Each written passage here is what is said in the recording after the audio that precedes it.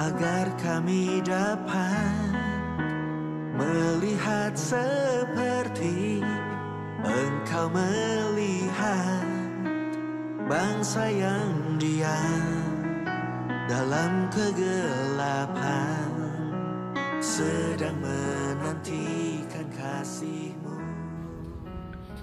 Shalom, selamat pagi Jemaat Gereja Kristus dimanapun Bapak Ibu berada.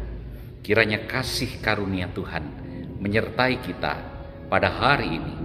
Sebelum kita memasuki kegiatan dan aktivitas, marilah kita berdoa, mohon pimpinan Tuhan dan penyertaan Tuhan.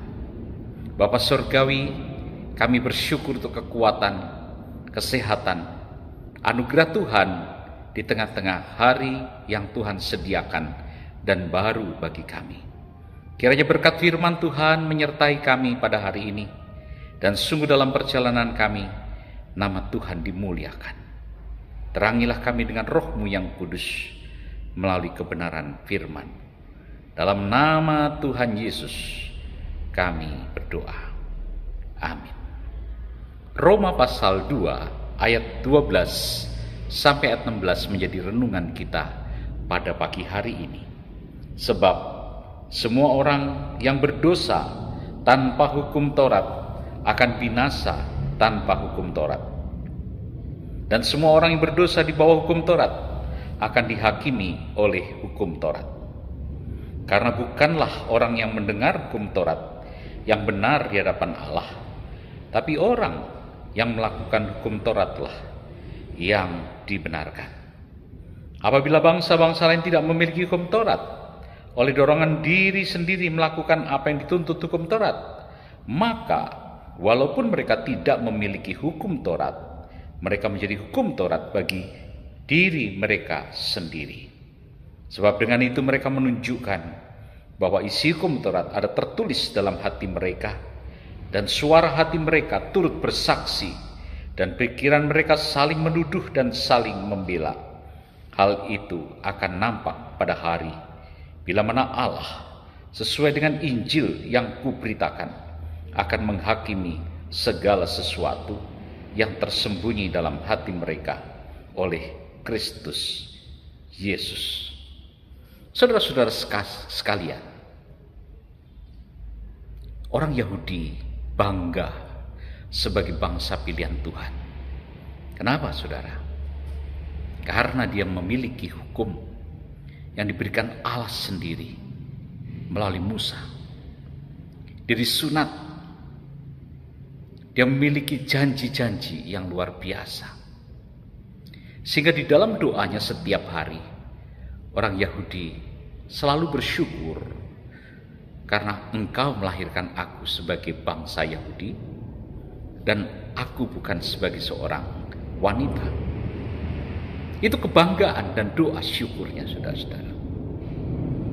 Tetapi kalau kita lihat, Allah akan menghakimi semua orang, termasuk orang Yahudi yang mempunyai kebanggaan demikian.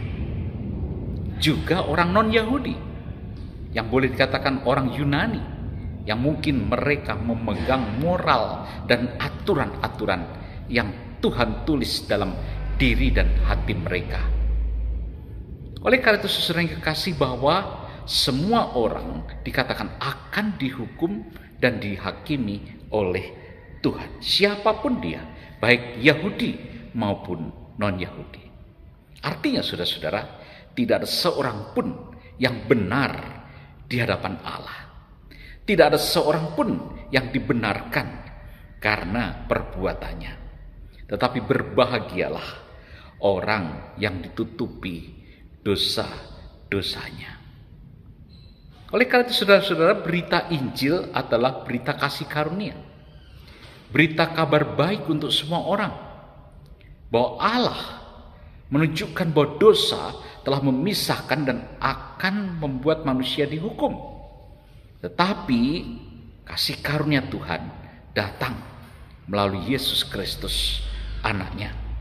Yaitu dengan cuma-cuma kita dibenarkan. Bukan karena perbuatan kita, tapi karena pemberian anugerah dan kasih karunia Allah.